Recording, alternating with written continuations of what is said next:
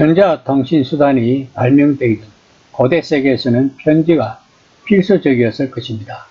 당시 업무의 일환으로 유행하던 사람들은 자신이 누구이고 자신의 임무가 무엇인지를 말해주는 공식 서한을 지녀야 했다고 합니다.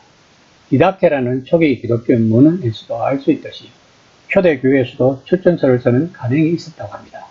이 추천서는 메시아 예수의 일꾼이라고 주장하며 등장하는 사람들의 신원을 확인하는 방법 중 하나였다고 합니다.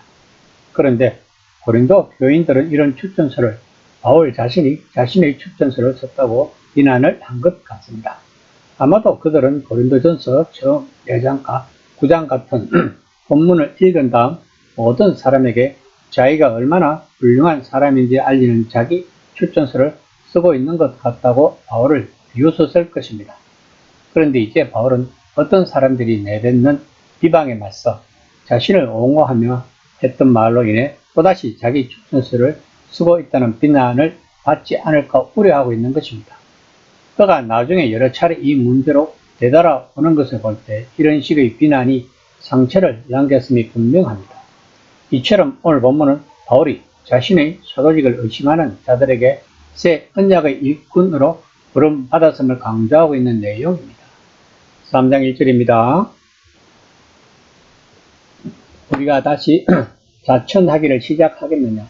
우리가 어찌 어떤 사람처럼 추천서를 너희에게 붙이거나 혹은 너희에게 받거나 할 필요가 있느냐? 바울이 자찬식의 자기 추천서를 쓰고 있다는 일부 사람들의 비난만 있었던 것 아닌 것 같습니다. 어떤 사람들은 만약 바울이 고린도로 돌아오고 싶다면 그는 다른 사람, 아마도 에베소 교회에 부탁해서 자기를 승인하는 공식 서한을 받아오라는 것입니다. 어떤 사람들은 유대인의 교사로서 예루살렘 교회에서 추천서를 받아가지고 왔던 것 같습니다. 이에 바울은 자신의 추천서는 고린도 교인들이라고 말합니다. 3장 2에서 3절입니다. 너희는 우리의 편지라 우리 마음에 섞고 무사람이 알고 읽는 바라. 너희는 우리로 말미암아 나타난 그리스도의 편지니 이는 먹으로 쓴 것이 아니요 오직 살아계신 하나님의 영으로 쓴 것이며 또 돌판에 쓴 것이 아니요 오직 육의 마음판에 쓴 것이라. 누구든 바울이 어떤 종류의 사람인지 그가 어떤 종류의 기독교 사역자인지 알아보고 싶다면 그들은 고린도 교회를 보고 결론을 내려야 한다는 것입니다. 바울이 고린도 교인들과의 관계에서 겪는 괴로움을 감안한다면 이는 대단히 놀라운 생각입니다. 하지만 이 말은 고린도 교인들을 곤혹스럽게 만들 것입니다. 왜냐하면 바울은 그들에게 자신의 생활 방식을 본받으라고 말했기 때문입니다.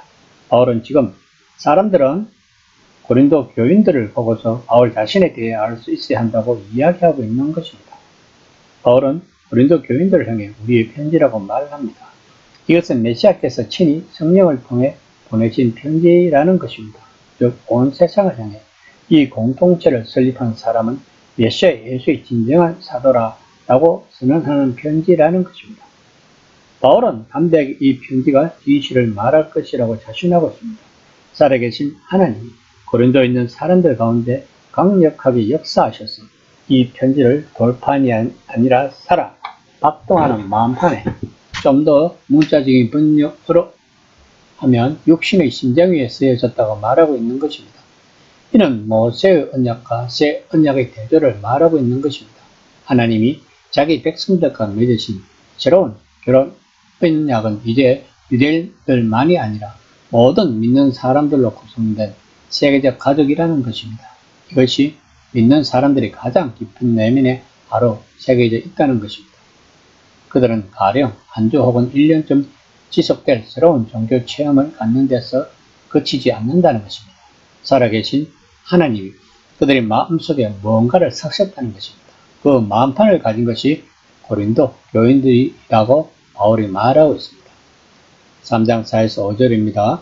우리가 그리스도로 말미암아 하나님을 향하여 이같이 확신이 있으니 우리가 무슨 일이든지 우리에게서 난 것 같이 스스로 만족할 것이 아니니 우리의 만족은 오직 하나님으로부터 나느니라.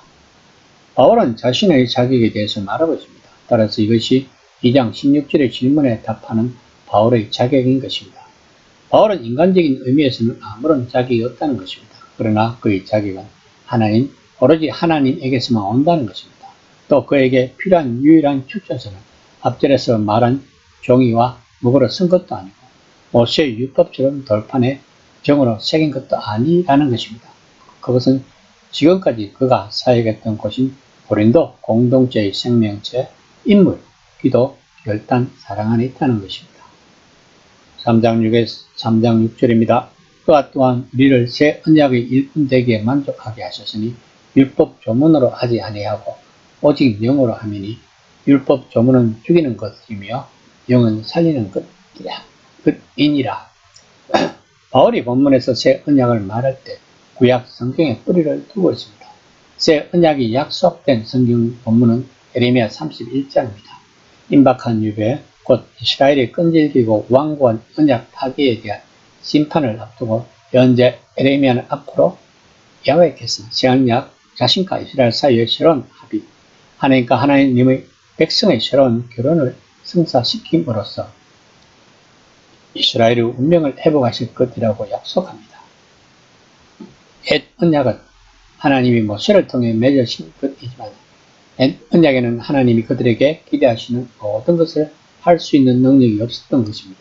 따라서 새 언약은 소극적인 임무와 적극적인 임무를 가질 것입니다. 소극적인 면에서 새 언약은 사람들이 저지른 죄를 해결해야 한다는 것입니다. 적극적인 면에서 새 언약은 하나님과 이스라엘의 관계를 완전히 새로운 토대 위에 세워야 한다는 것입니다.